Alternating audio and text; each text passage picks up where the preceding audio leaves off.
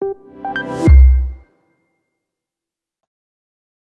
afternoon, everyone, and thank you for joining us today. I'm Susie Donahue, Head of Treasury Solutions Relationship Management here at Citizens, and I'm based in beautiful Pittsburgh, Pennsylvania. I will be your host and moderator for the next hour as we talk about 2025 payment trends. And we're really excited to share the results of our fourth annual Payment Trends Survey and have a discussion about what is new and trending in the payment space.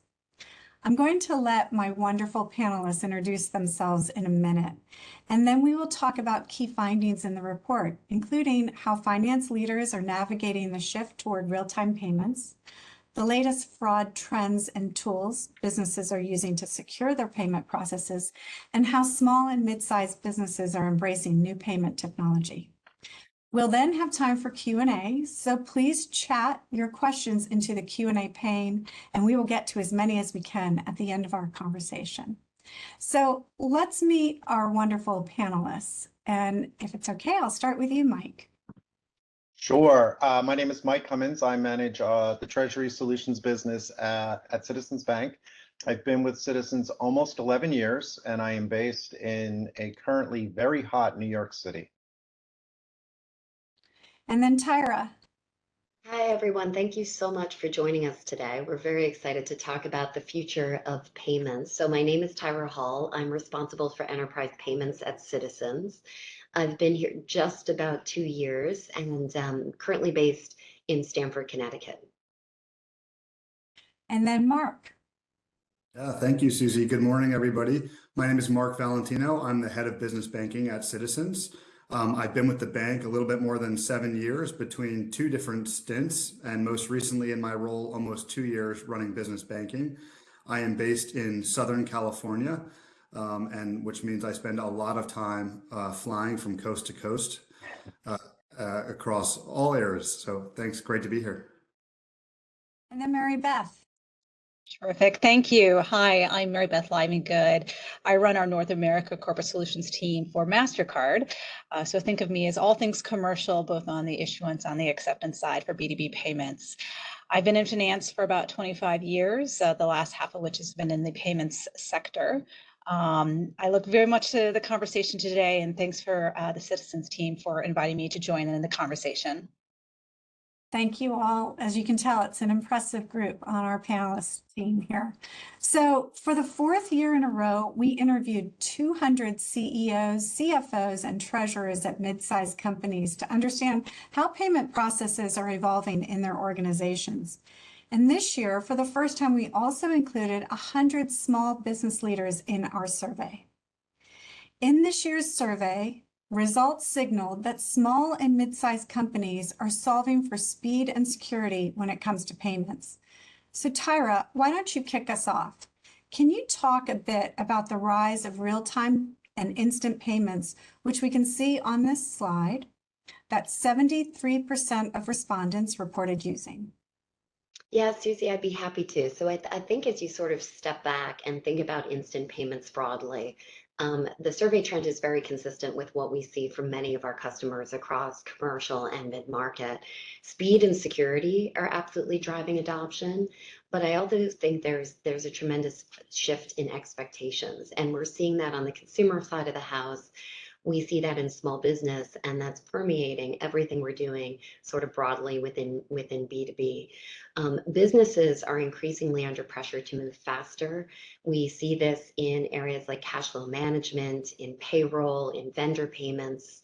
And so there's an increasing desire from treasurers and CFOs to really prioritize real-time visibility and faster reconciliation. We know that reconciliation is such a meaningful challenge, especially as your corporation grows in size and complexity. With the facilitation and the growth of networks like real-time payments and FedNow, there has certainly been this view and this feeling in the market that real-time accessibility is moving and extending to more banks and more ecosystem participants than ever before. And so as we talk to our customers and really look at what are we hearing every single day, this is no longer a nice to have. This is really something that's core to competitiveness. Examples of some of the ways that we're seeing our customers start to participate in this ecosystem include gig economy payouts, so paying on-demand workers. A lot of that use case came from advents around Uber and DoorDash and others, but really thinking about how the gig economy has much more demand for in-time, nearly instant payouts. We see this for supplier payments. That can be in a myriad of verticals. It can be across construction, or very verticals where suppliers are sort of requiring that they receive those payments instantly to transport goods and services within their ecosystem. And then certainly insurance and benefits is just another interesting space where the faster that consumers have sort of raised the bar on expectations for how they get paid and how they receive reimbursements and disbursements, as well as for medical providers, that's another really interesting area that we've been watching. So overall, we're seeing continued momentum and excitement around instant payments. I was just going to comment on the B2C payment alternatives too. I don't think so much that this is significantly down. I think it's just more of a normalization because increasingly, we still see demand from our customers for our solutions and capabilities like Zelle B2C. But again, that sort of rising tide of everyone wanting to make sure that that they're digitally enabled and they have instant access to payment optionality that can really enable them to drive adoption and meet those evolving customer expectations are some of the most important things in the ecosystem more broadly. Great, thanks, Tyra. So Mike, what does this mean for more traditional or legacy payment methods like checks and ACH from your perspective? So I think if you look at this slide and the percentages, it really depicts what our industry looks like right now. We are still in the paper processing mode, right? Because we still have 47% of our customers that still use check, right? So, and we have to make sure that they're secure and there's the rails to process those checks. But if you look at how many are adopting instant payments, to Tyra's point, we have to be prepared for everything, right? And so we still have customers that process checks. We still have industries that are heavily checked. But we've got to figure out how we get those customers to migrate towards more electronic alternatives and eventually to instant payments. I think Tyra said it well. It is speed and security, but it's also the evolution of the consumer acting more like the corporate.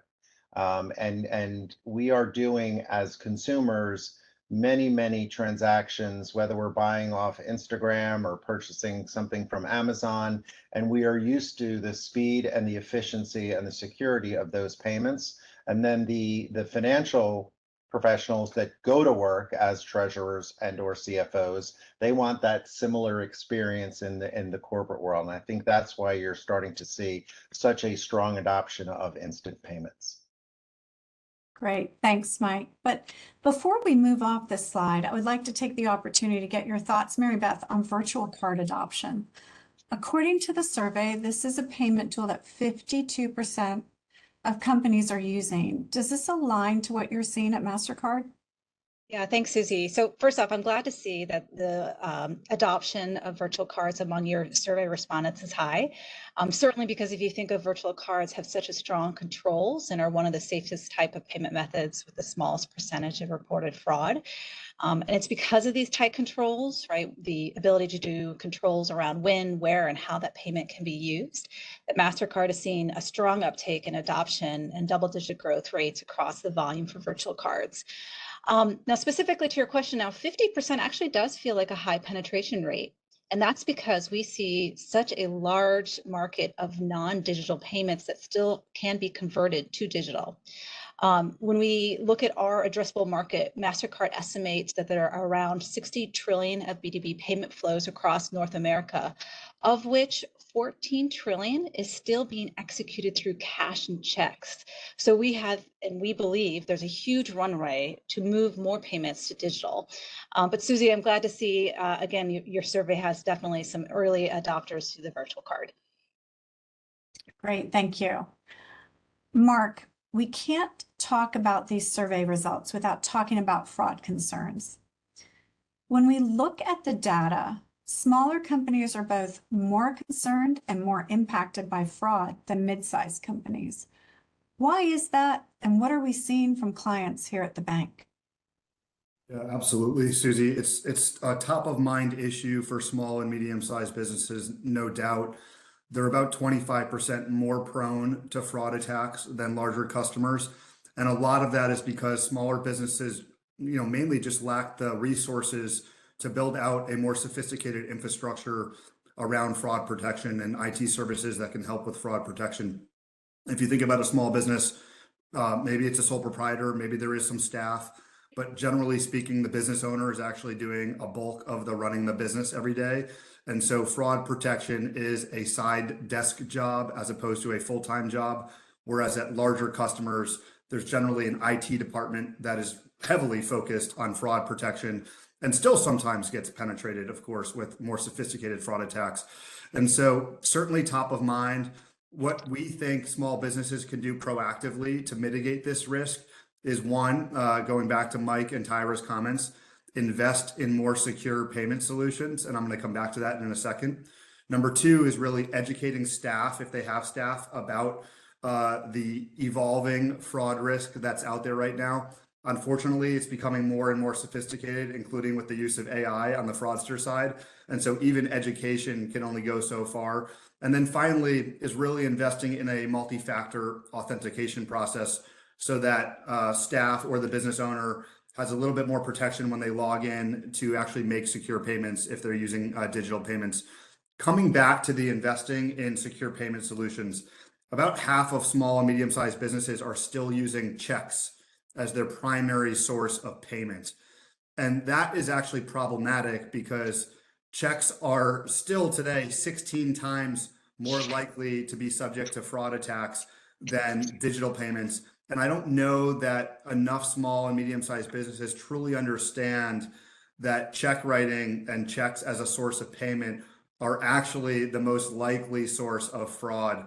And we're seeing that in our survey results as well, including some other third-party surveys out there, that check writing is still the primary source of fraud out there from a business owner standpoint. And so moving to more digital secure payments is actually a step in the right direction.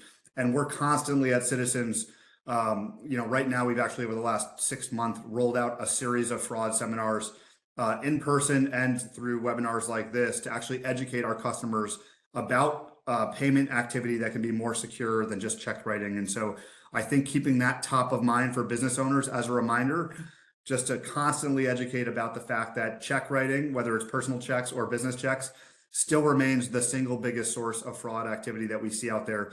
And then finally, I'll say on the Citizens front, on top of educating our customers, we've actually invested on the back end in a series of tools, some that use AI, some that are highly sophisticated to fight more sophisticated frauds. And so while our customers may not be as protected as we would like them to be on the front end, rest assured that on the back end, we are actually picking up and detecting fraud in much more sophisticated ways than we ever have before, and actually stopping fraud from ever occurring at a much higher rate than ever before. And that is really helping protect our customers on the back end while we constantly educate on what they can do on the front end. Yeah, you're right, Mark. And a lot of our conversations with the mid-size, mid-corps, mid-market size clients, we are constantly talking about fraud because mid-sized companies are not insulated from fraud either, even if they have big staffs to do that. So, Mike, you talked earlier about how checks are still an important part of the payment mix for some companies. Are we seeing a correlation between companies who rely on check and the incidences of fraud? Good question. Slightly, I would say yes, right? Because as Mark said, the instrument of check is always easier to manipulate than sort of the controlled experience of an electronic payment. Not to say that there's not fraud with electronic payments, because there is, but the instrument of a paper check is it goes through a lot more hands, whether it's the post office or check processing or depositing in a branch somewhere. It touches a lot more hands than an electronic transaction does. So you could assume, and from the data that we got from our survey, that there is a correlation between companies that use checks more frequently and the instance of fraud with those companies, right? And you know, I tell this story all the time. When I first started in banking 35 years ago, we had an ex or a retired FBI agent come to a fraud seminar, and he had a color printer and check stock. And he showed the group how easy it is to commit fraud using a color printer and blank check stock. And we thought that that was revolutionary at the time. That's still happening, right? 30 some odd years later, there is still manipulation of check and check stock to commit fraud, but it also happens in the electronic conduits as well. So, you know, as Mark said, we are constantly encouraging our customers to employ all of the fraud tools that we have. We are constantly doing seminars to give our customers sort of the latest news on how the fraudsters are committing fraud, right? And if something sounds fishy and dangerous and someone's asking you for credentials, it's probably going to lead to fraud. So don't do it, right? And so the fraudsters, given this great technology environment that we're currently living in, are able to use that technology to commit fraud. So long-winded way of saying, Susie, yes, there is a correlation, right? Electronic transactions are definitely safer. They are more automated and they touch less hands, and therefore the incidence of fraud is less.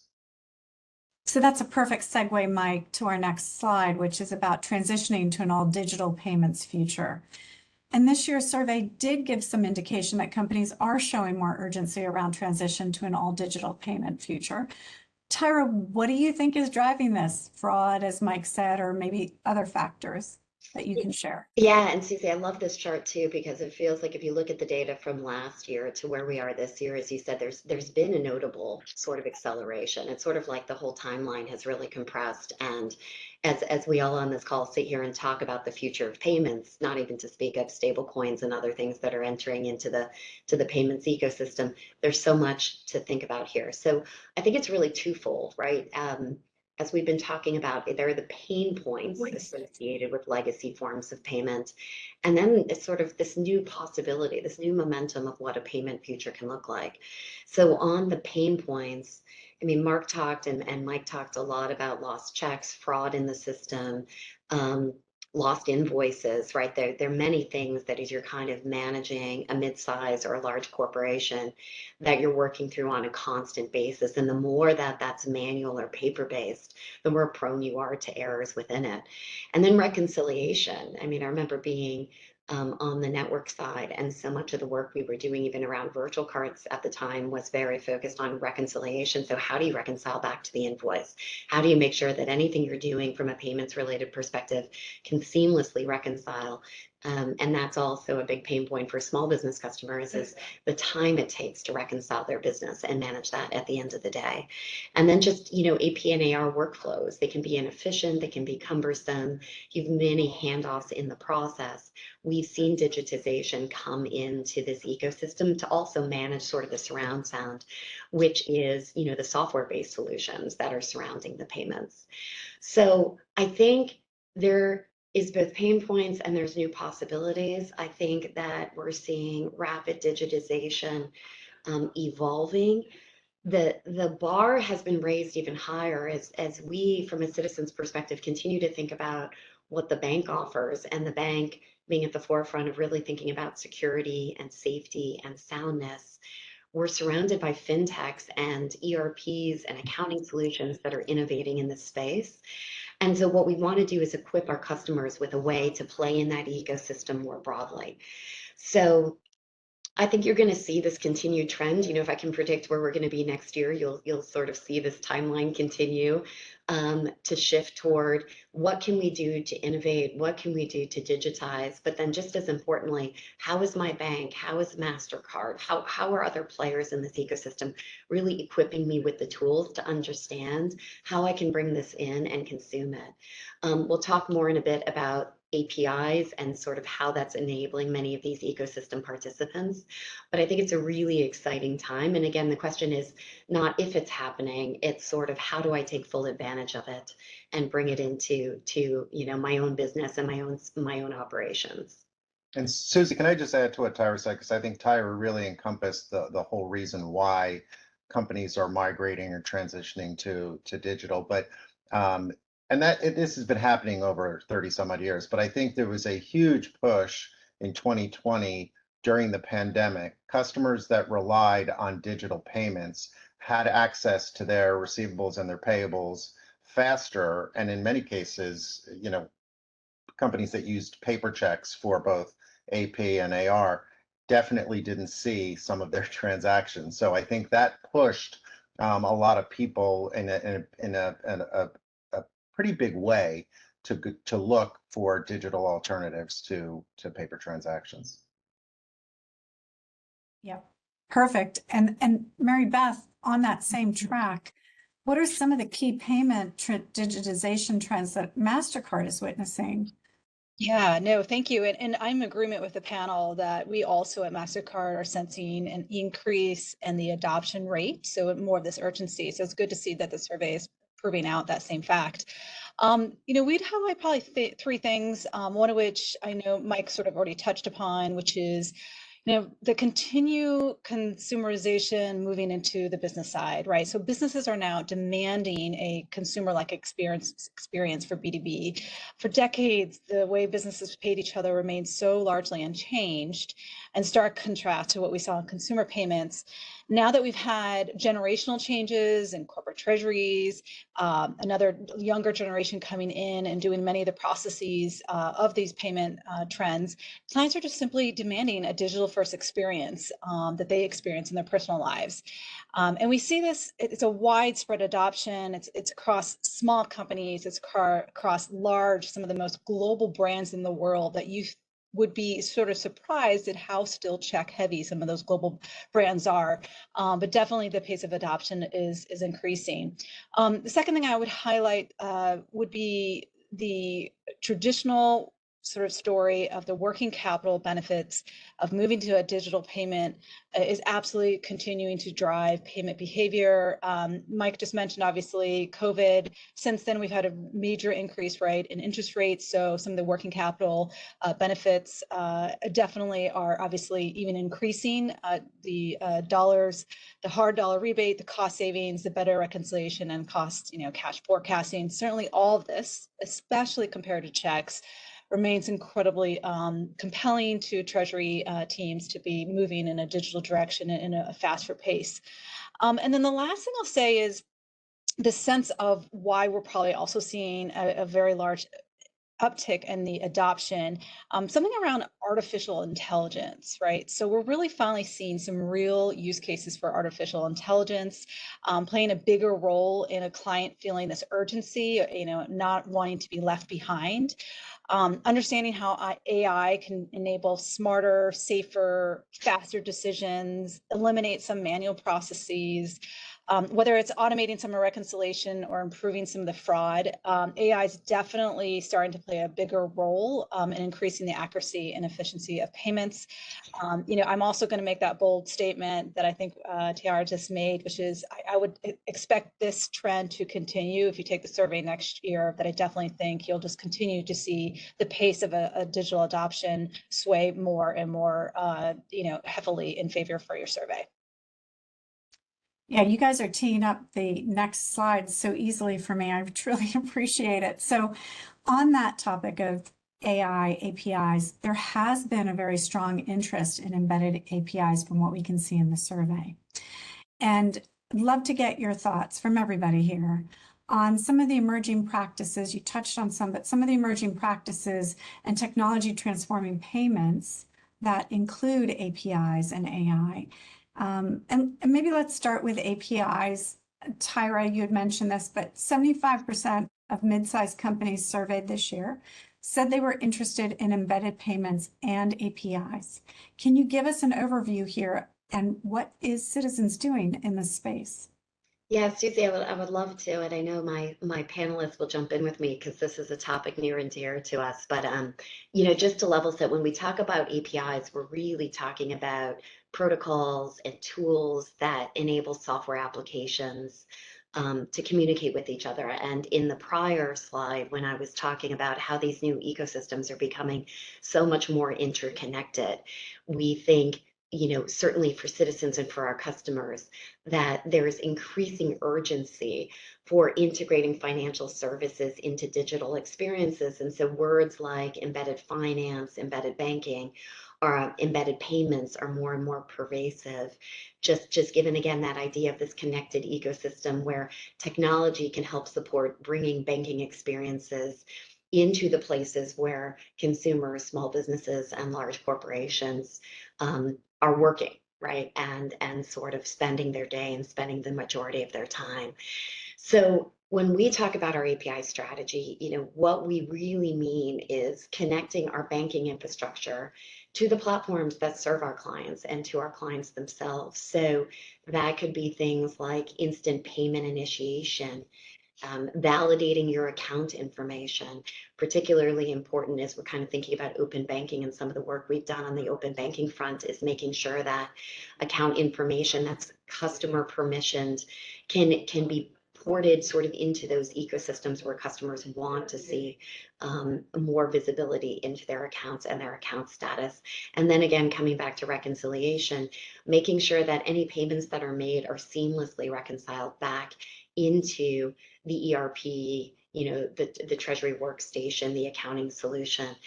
So this is an area of a lot of excitement for us.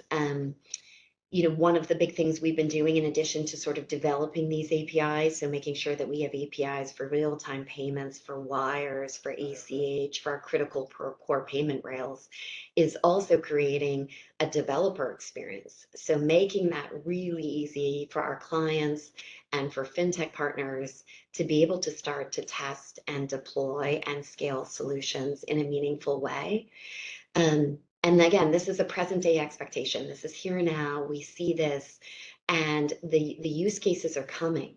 So we've seen it across verticals like healthcare. We're seeing it in logistics. We're seeing it broadly in SaaS and software where payments can then drive operational efficiency and just enable people to manage and operate their business in a much, sort of faster, more seamless way, while still also making sure that we're staying ahead of fraud and that we're training and sort of giving the tools to our customers to enable security and access. So that's a lot of the ways we're thinking about it.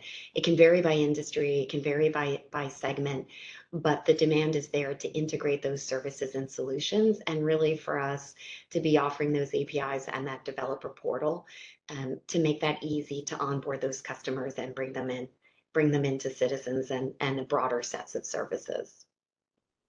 And Mike, do you want to add any comments about embedded banking, what we're seeing in the commercial space Sure. from your And perspective? so just to comment on APIs, if you think about APIs and what they are, right? And Tyra mentioned all of the sort of the use cases and the importance of APIs, but it's information and data, right? And providing that to our customers, and then they can take that and they can do a number of different things, right? That we talked about on this call, right? They can use it for AI and becoming more efficient in the process, that they need that data.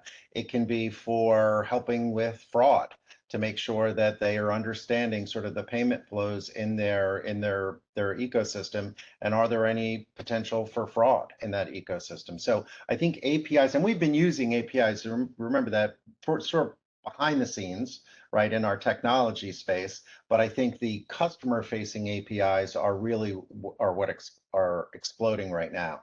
And there's so many use cases for this, and really important for our customers to be able to offer these solutions. And then on embedded, Tyra touched on this as well. Embedded banking is really sort of the wave of the future, right? How do we align with fintechs to be able to offer our product and services to their customers in a safe, efficient, and way that can bring speed to those customers, right? They don't have to access multiple systems or platforms. They access one and they have all of their needs right there. So we're spending a lot of time on our embedded banking solution to make sure that we're able to offer that. Thanks, Mike. And Mary Beth, you touched on this in your last comments, but can you describe a little bit more about how MasterCard is thinking about the world of embedded finance and maybe what benefits can this drive for corporate companies from your perspective? Yeah, absolutely. MasterCard is very involved in embedded finance alongside our banking issuing partners. It's all about building smarter business-to-business payment ecosystem. Financial services are simply just no longer a standalone products. They're now deeply integrated into the platform businesses are using to manage everything from their expenses to procurement to other type of payment platforms. And really what we're seeing from a corporation now is businesses don't have to juggle as many multiple complex systems. They can conduct transactions and manage cash flow and optimize working capital all in one place. So from our perspective, we definitely think this is a growth area that will continue to see a lot more integration across both, again, small and large corporations, and really is one of the main drivers that we think is going to help propel some of the digital payments that we have in our B2B payments. Great. So I think we can go to the next slide now. Let's round out this conversation with the very exciting, rapidly changing topic of AI. We asked our survey respondents how they were thinking about utilizing AI as it relates to payments. Mike and Mark, we'd love to understand how this relates to how Citizens clients are leveraging AI. Mark, let's start with you on the small business side, and then we'll go to Mike to talk about commercial clients. Yeah, absolutely. I think, Susie, we're still in the early days of adoption and kind of case uses for AI, but I'm really excited for what this could mean for small and medium-sized businesses, because in many ways, AI is actually going to be a huge productivity enhancer for a business owner when used correctly. I think a lot of individuals out there are worried that AI might, quote unquote, replace people. But actually, when used correctly, AI can actually enhance the role of an individual. And while there might be some cost efficiencies for larger customers, certainly larger businesses, I think for smaller businesses, the value of an AI tool is going to be a productivity enhancement, actually. So if you think about a small company, maybe has one employee, maybe, which is the business owner, might have a handful of employees. Just basic administrative tasks that AI can kind of help the business owner replace, marketing functionality, in terms of managing marketing campaigns and launching marketing campaigns. There's a lot of AI tools that are rolling out on the marketing front. So I think it's going to be really, really exciting for kind of what it can do for business owners. And then the fraud piece is huge. So customer authentication is up here as the #1 case use. I think what we're going to see here is actually having AI tools out there that can both validate and authenticate a vendor relationship or a customer relationship with a small business, a medium-sized business, and actually prevent fraud before it ever happens. So kind of taking some of the tools that more sophisticated banks are using to help protect our customers, actually giving those tools out to customers themselves, which can actually enhance the overall ecosystem of payments in general, is going to strengthen kind of the fraud protection universe, if you will, out there, especially for small and medium-sized companies. So very excited about that. And we should keep in mind that fraudsters are also becoming more sophisticated and are also using more sophisticated tools, including AI. And so we're going to need our customers, especially small and medium-sized customers, to actually play offense on this and start to adopt some of these tools as they get more kind of mainstream, if you will. But very excited about kind of the topic of AI, what it can mean for small and medium-sized customers, and especially how it can kind of enhance the overall protection of the payments universe. Yeah, thanks. And very similar, Susie, in the corporate space, the larger market space, as to what Mark said. I think, one of the things that we have been talking about in the large corporate space for a number of years is data. There is a ton of data out there that is a result of transactions or information from just doing the course of doing business with some of these large companies, and companies have struggled with how they interpret all of that data to make their businesses more efficient, right? And that can be fraud, that can be customer service, that can be a number of different ways. And what AI has enabled them to do was to take these massive pools of data and really synthesize them in a very articulate way about what they should be doing next steps in fraud, in customer service, improving speed. And I think that's going to be a game changer from an efficiency perspective in the large corporate market. Agreed. All right, so I think that brings us to the end of the panelist part and about to start the questions that we're receiving here. But for the full survey results, you can find them at the URL on the screen, citizensbank.com/payment trends. I know this was a question from one of our attendees on the online right now, so please note that down. All right, so we ready for questions? Okay, I'm going to start with this one, and I'll ask the question. I'll let you guys decide who's best to answer it. So question one is, could you speak a bit about integrated payable solutions and how companies should be thinking about those capabilities? Mike, you want to take a stab at that? Sure. Well, so if you think about a company, right, they have to make payments. Some of them are repetitive, right? They happen at some frequency. They're the same time frame. They're the same dollar amount. And there are some that are not, right? There are some that are one-off if a transaction is happening, if they're doing a wire transfer. And so companies just care about making payments, right? And I think the benefit of an integrated payable solution for companies is that they just tell their banking partner, their financial institution, all the payments that they want to make. And then they let the financial partner or financial institution figure out the best mode or conduit to make those payments. And I think that is the beauty of an integrated payable solution. And it also allows the company to participate in any potential revenue streams that exist, right? So interchange from a card perspective. That's, historically companies had looked at payments as an expense, but in some cases it can be a revenue proposition for them in the case of interchange. So I think the whole integrated world of payments helps companies become more efficient and at times gain some revenue opportunities in addition to expense reductions. Hey, and Mike, I might just add to that too. I think the other thing is, the supplier side, as Mike was talking about, so you've got this much more integrated solution on the buyer side, but for suppliers, it also gives them a lot more optionality. I mean, that's one of the value of card-based payments is really being able to go out and talk to suppliers and understand why acceleration of payment might be meaningful enough for them to take on the cost associated with a card-based solution.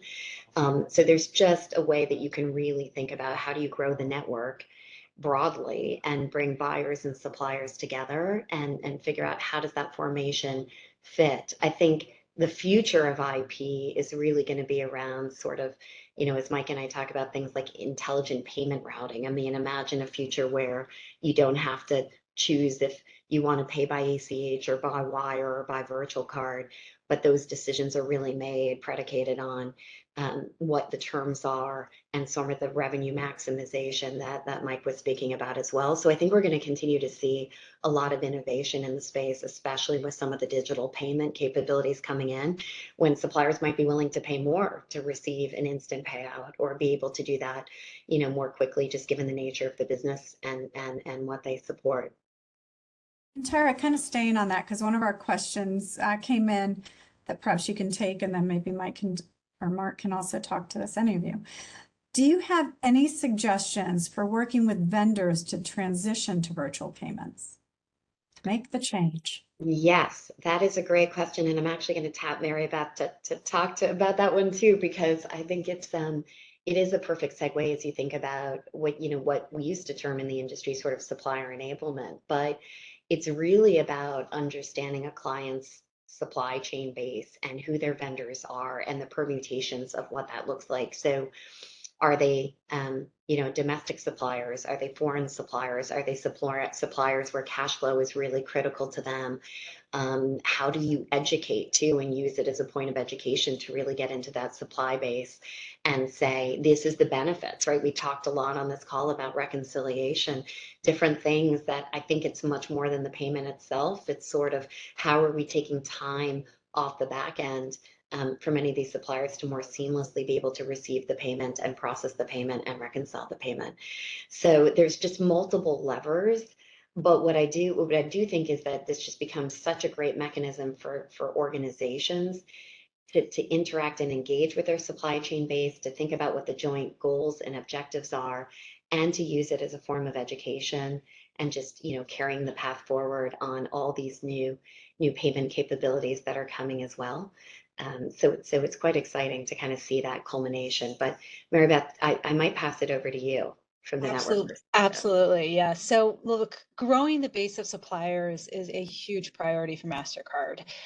We have a lot of dedicated resources to the supplier enrollment and supplier enablement, answering their questions, and also really tracking a lot of the analytics around card acceptance. We're investing very heavily in straight-through processing, so really trying to create products that are going to be receptive to suppliers and ease the reconciliation and acceptance of those virtual cards. And then I'd also say, interestingly, we are investing also in flexible pricing. What you'll find sometimes in the B2B space, right, that there are solutions and will need to, certainly given some of the large ticket sizes of B2B payments, that there tends to be sometimes a negotiation. And so we do look at flexible pricing as another reason that will help grow the supplier base going forward. But it is increasingly an area where suppliers have become very educated. So discussing with them the benefits and understanding of working capital, discussing with them trade-offs. So as an example, why maybe perhaps they would want to do a card versus a supply chain or some sort of trade finance alternative, right, is the dialogue that we're having with them. And it is a constituency that we are very, very focused on and trying to grow, as I said. Yeah, and we've also talked to many clients where a phased approach is sometimes the best. I think a lot of times people get overwhelmed when they think about transitioning to virtual payments in a big bang kind of approach. So, I think both of you have said that, trying to find those partners who perhaps are already doing it, ready to make the transition, and then, getting the team and everything ready through that process is a little bit more achievable than trying to do everything at once. I think, Mary Beth's point on educating the supplier is really key. It's a segment that has sort of been, ignored in the whole process. And as you educate them more, you'll see more volumes and more efficiencies play out from a payments perspective. Yeah. Okay, so we have two questions that are both around the topic of checks. And I'll start with the first one. Mike, you might want to take these since you had talked about this in our opening slides. Our company is struggling to convince partners, again, convincing partners to do something, to move away from checks. Length of time through postal service contributes to frustration. Best advice? Let your banking partner talk to them, right? I mean, it is, and you have to be able to articulate sort of the benefits of a faster payment, right? And then you naturally migrate towards the security of a faster payment or an electronic payment. Because as I said earlier, the more hands that touch your instrument of payment, the more opportunity there is for fraud. And if you think about a paper transaction, a check, it goes from your mailroom to the post office to potentially a lockbox service provider, before it actually gets, data keyed and coded to go into your account. And along that path, there's a lot of there's a lot of people touching it, right? So there's the opportunity for fraud in that whole process. So whereas an electronic transaction, pick any one of them, it usually goes from your desktop directly to the bank of the beneficiary. Obviously, I'm simplifying it, but I would just constantly talk about the fraudsters and I think our survey, Susie, said something about there's 16% more incidents in Times, yeah. transactions. Yeah. And have your banking partner help you. We're happy to talk to any of your partners. Yeah, and there is a question in here. Somebody's asking for the source of that information. So we'll follow up and get you that about in terms of 16 times that of electronic payments that we see fraud occurring on checks. All right.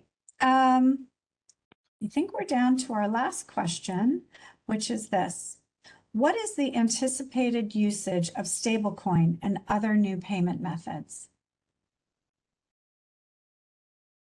I can jump in, and then all of my esteemed colleagues can opine as well. I think all banks, all financial institutions are really looking at where they can play in the stablecoin space, right? It's relatively new. There's legislation that's being passed or being written in Congress that eases some of the standards for financial institutions to participate in stablecoin transactions. And I think most financial organizations and companies like MasterCard are figuring out what their role is in this space.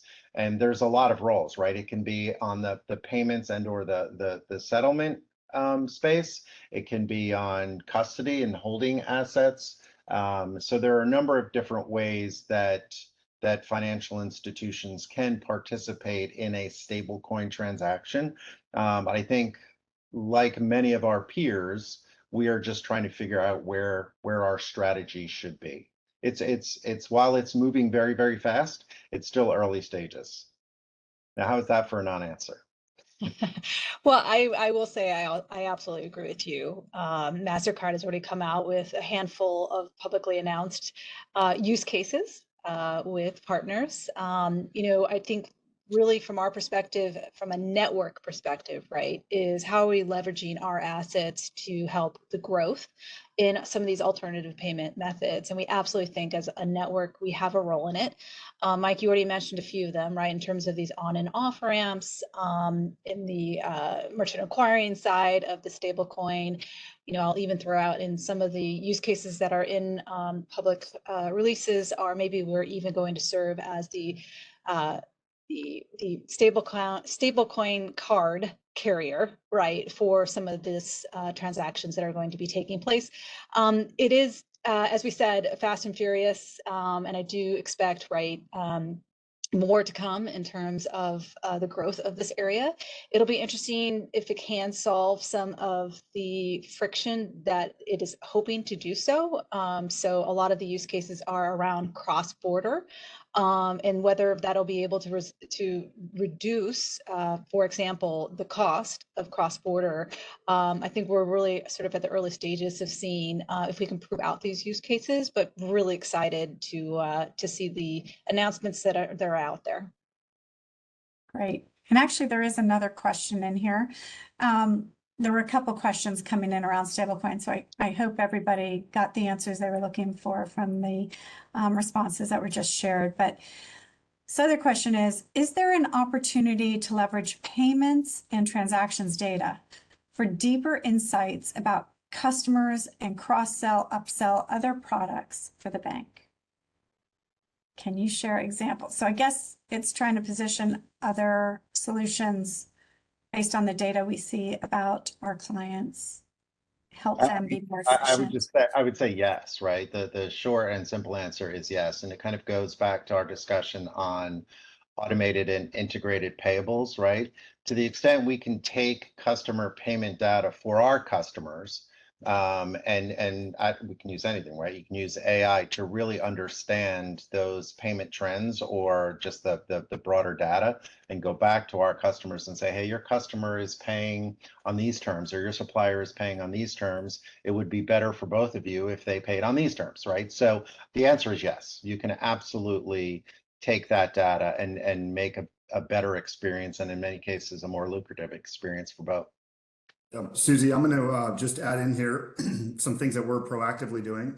Sneak preview. I won't say too much, but later this summer, we plan on enhancing our online banking experience specifically for small business owners around payments and bill pay specifically to vendors. And so we're going to be hopefully rolling out a series of enhancements to bill pay as one case use based on kind of data and insights that we know about our customers that will allow them to have a lot more flexibility in how they pay their vendors than they've ever had before inside of our online banking platform. So excited about that. It actually plays really well into the topic that we all spoke about today, but really trying to give customers more flexibility and more secure options to make payments outside of kind of the historical ways of doing so. So, and the data and insights that can kind of come out of that for the benefit of our customers, I think is really powerful. And to Mike's point, we are very aligned on all things payments with our customers in the sense of we're incentivized to have our customers make safer payments to their vendors, faster payments to their vendors.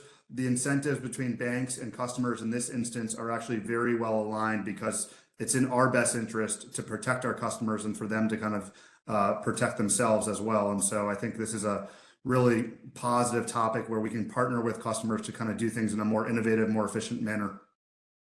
Yeah, it's an active topic. In fact, I just had a conversation internally yesterday about how to pull more information for the benefit of our clients out of the vast amount of data we have. So Mark, it's exciting to hear what you guys are doing. We're getting ready to do some exciting stuff too on the commercial side. And so it's a quickly evolving and very dynamic area for us. Now seeing the marriage of technology and finance becoming a reality. All right. Is there anything else from anyone as we get ready to wrap up? All right. Well, I want to thank you all for spending what might have been your lunch hour, in Mark's case, maybe breakfast with us. And so thank you and have a wonderful day. Thanks.